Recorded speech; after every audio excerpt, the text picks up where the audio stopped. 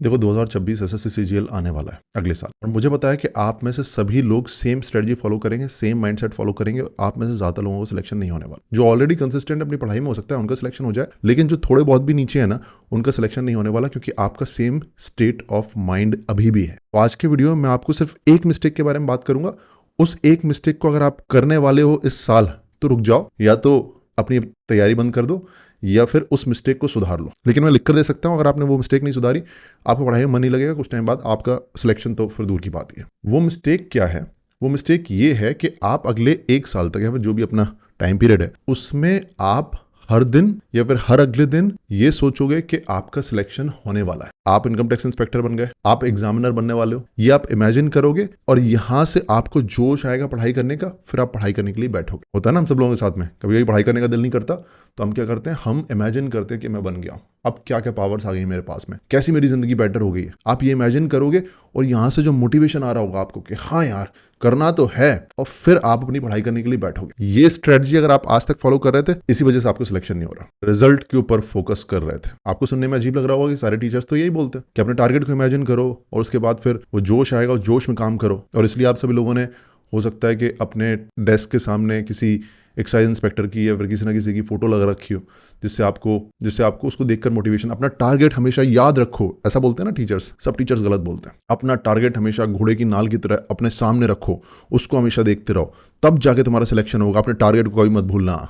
ऐसी बातें होती है ना, ऐसे नहीं होता ऐसे। मैं बता देता हूं आपको पहले ही। अब सारे के सारे टीचर्स ये सारी बातें क्यों करते हैं कि अपने टारगेट को इमेजिन करो? क्योंकि उन सारे के सारे टीचर्स को सब्जेक्ट पढ़ाना आता है, लेकिन ह्यूमन माइंड कैसे काम करता है वो उनकी एक्सपर्टाइज नहीं है। हो सकता है कि वो भी, उनकी भी ऐसी जर्नी रही हो कि उनका पढ़ाई में मन नहीं लगता था, बाद में उनका पढ़ाई में मन लगने लग गया। उन्होंने अपनी जर्नी में कभी नोटिस ही नहीं किया कि वो ऐसे कैसे बने कि वो मेहनत कर पा रहे हैं आज। उनके दिमाग में क्या क्या एग्जैक्टली चेंजेस आए जिनकी वजह से वो मेहनत कर पा रहे हैं।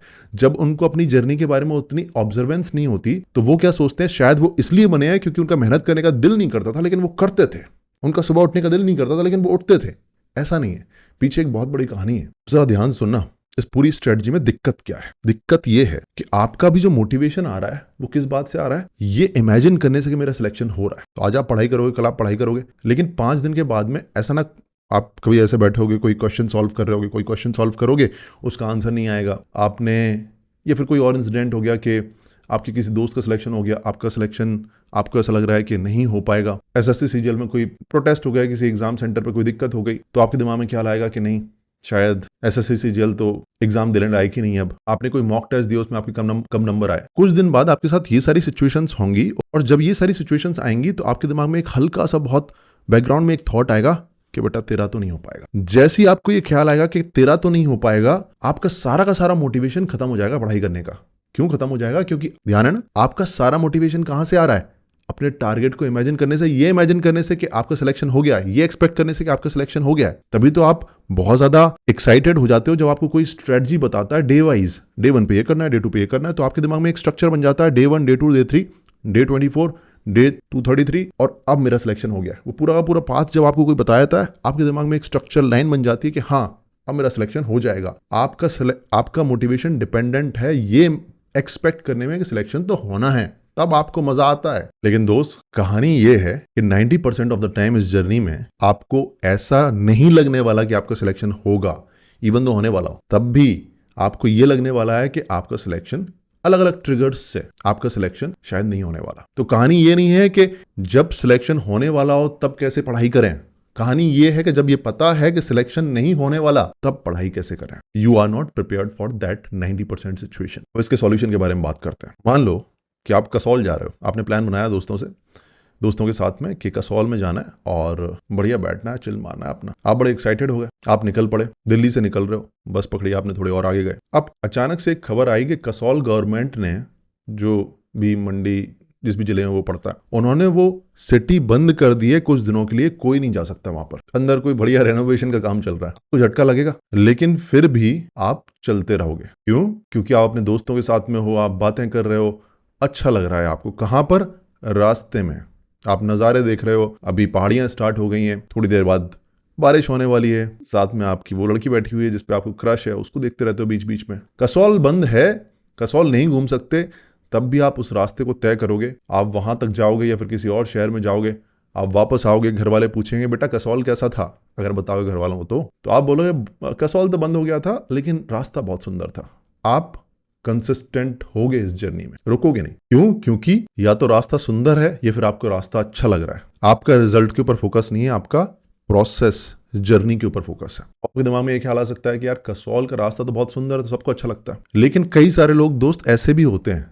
आप मान लो एक बार फॉर एग्जांपल मैं तहसील ऑफिस गया, अपने शहर की तहसील ऑफिस गया, वहां पर गया, कुछ काम मुझे करवाना था और वहां पर वो काम हो नहीं पाया, तो मुझे रिजल्ट तो नहीं मिला जिस काम के लिए मैं गया था। लेकिन कई सारे लोग ऐसे भी होते हैं जो वापस आकर बोलेंगे कि यार काम तो नहीं हो पाया, लेकिन कोई बात नहीं यार, बढ़िया लगा। मैं यहाँ से निकला, ऑटो वाले भैया से ये वाली बात हुई, रास्ते में थोड़ी थोड़ी बारिश होने लग गई, बारिश भी नहीं हुई तो रास्ते में मैंने ये देख लिया, रास्ते में मैंने वो देख लिया। वहां पर मुझे एक बंदा मिला, उसने मुझे ये वाला जोक सुनाया, मुझे बड़ा अच्छा लगा। वहां पर जो क्लर्क बैठा हुआ था वो एक अजीब ही इंसान था यार, उसने ऐसे ऐसे बात की, उसने ये बात की। आपका रिजल्ट नहीं मिला, लेकिन बहुत सारे लोग दोस्त ऐसे होते हैं इस सिंपल प्रोसेस में जिसमें आपको कहीं नहीं दिख रहा, कुछ भी नहीं दिख रहा आपको कि क्या अच्छा, उस प्रोसेस के अंदर भी उनको बहुत सारी चीजें अच्छी लगती हैं। क्यों? क्योंकि उनका रिजल्ट के ऊपर ध्यान नहीं था, उनका प्रोसेस के ऊपर ध्यान था, तो उनका जो माइंड है अपने आप उसमें खुशियां ढूंढ लेता है। लेकिन वो खुशियां तब ढूंढ पाता है जब एक बार हम ये इमेजिन कर लेते हैं कि रिजल्ट के बारे में मुझे नहीं सोचना है, मुझे प्रोसेस के बारे में, आज अभी जो मैं पढ़ रहा हूं उसमें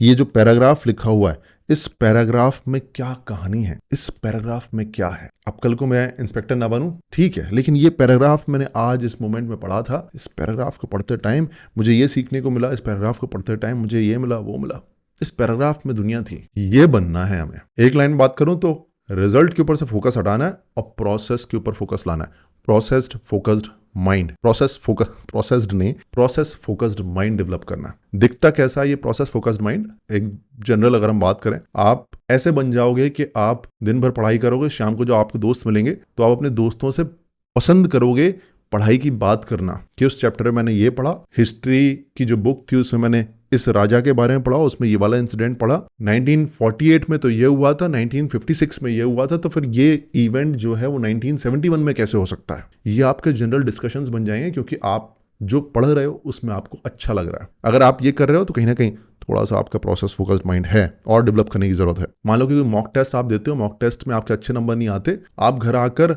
रोने धोने की बजाय, झटका तो लगता है आपको थोड़ा सा, लेकिन आप घर आकर ये नहीं सोचते हो कि मेरा अब सिलेक्शन नहीं होने वाला, बल्कि आप घर आकर एक पर्टिकुलर क्वेश्चन के बारे में सोच रहे हो जो एग्जाम में आया था और आपको एक अजीब सा लगा था या फिर आपको बहुत इंटरेस्टिंग लगा था। आप उस इंटरेस्टिंग क्वेश्चन को उठाते हो और पूरा नेट, पूरी चैट जीपीटी छान मारते हो ये देखने के लिए ये क्वेश्चन है क्या यार, क्योंकि आपको उस क्वेश्चन को देखकर एक क्यूरियोसिटी होती है, आपको उस क्वेश्चन को देखकर मजा सा आता है। ये होता है प्रोसेस्ड फोकस्ड माइंड। सिंपल सी बात है, जितने भी लोग कंसिस्टेंट है अपनी पढ़ाई में, उनका माइंड इस तरह का होता है, और जितने भी लोग अपनी पढ़ाई में कंसिस्टेंट नहीं है उनका माइंड हमारे जैसा होता है, आपके जैसा होता है कि मेरा सिलेक्शन कब होगा यार, इस बार सिलेक्शन हो पाएगा कि नहीं हो पाएगा।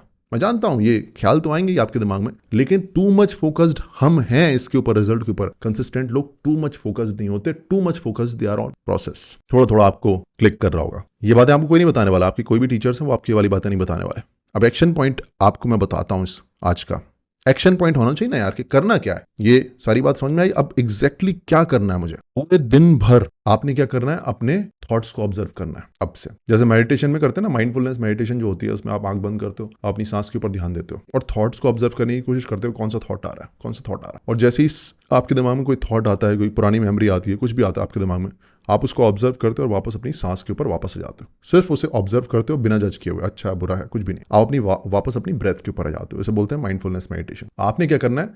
पूरे दिन भर ले लो या फिर आप आधे घंटे के लिए पूरे दिन भर में एक टाइम स्लॉट डिसाइड कर लो, जिसमें आप पढ़ाई कर रहे होगे और पढ़ाई करते टाइम ये ऑब्जर्व कर रहे होगे कि आपके दिमाग में थॉट्स क्या आ रहे हैं, किस टाइप के थॉट्स आ रहे हैं। उन थॉट्स में से अगर कोई भी थॉट रिजल्ट के बारे में है कि कल को मैं जब बन जाऊंगा तो कैसा लगेगा, या फिर मेरा हो पाएगा या फिर नहीं हो पाएगा, जहां पर भी रिजल्ट आ गया किसी भी थॉट में, उस थॉट को आपने ऑब्जर्व करना अच्छे से। जैसे आप पढ़ाई कर रहे थे, वो वाला थॉट आया, आप बस अब देख रहे हो कि वो थॉट क्या कर रहा है। आपको ये इमेजिन करा रहा है, आपको वो इमेजिन करा रहा है, आपको ये डरा रहा है, वो कर रहा है। जैसे आप इसको बिना जज किए, अच्छा है बुरा है, सोचना चाहिए नहीं सोचना चाहिए, ये सब आपने उस टाइम पे नहीं अपना दिमाग लगाना है, बस उससे देखना है। आओ साहब, आप बैठो साहब, बैठो, नाश्ता वाश्ता लेंगे? नहीं, कुछ नहीं ले रहे। चाय कुछ भी नहीं। अच्छा बोलो सर।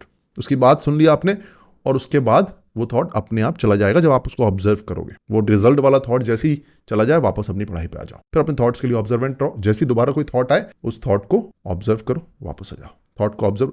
मैं चाहता हूं आपके रिजल्ट्स के जितने भी थॉट्स हैं रिजल्ट्स के ऊपर फोकस्ड, वो सारे के सारे थॉट्स कम हों पूरे दिन भर में, ये मैं चाहता हूँ। आपके दिमाग में ख्याल आएगा लेकिन वो कम हो जाएंगे, उसके बाद क्या होगा, उसके बाद जो प्रोसेस है उसमें मजा कैसे आएगा, ये कैसे होगा, वो कैसे, ये इसमें ये प्रॉब्लम हो जाएगी। शांत गदाधारी भीम, भीम शांत, इतना ज्यादा मत सोचो।